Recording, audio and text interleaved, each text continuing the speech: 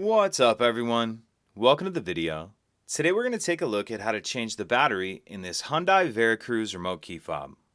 This Hyundai Veracruz key fob is going to use replacement battery CR2032, and I'll put a link in the description box of this video to where you can find these replacement batteries if you're in need. So the first thing we want to do to change the battery in our key fob is remove the emergency key that's in the bottom of it. That's done by pressing this button here that my thumb's on, and the emergency key will slide out like that. Now if we hold the key fob with the buttons facing down, so we're looking at the back of it, I'm going to use the key to remove this cover right here. So if we take a look at the bottom of the key fob, we see there's this kind of slot. I'm going to get my emergency key in that slot and then just kind of angle the key up and push up on that back cover like that. Then once we pull the back cover off, we see our battery right here. Go ahead and get the old battery out, and then we'll grab our new battery, and you want to make sure that you're installing that with the plus side up.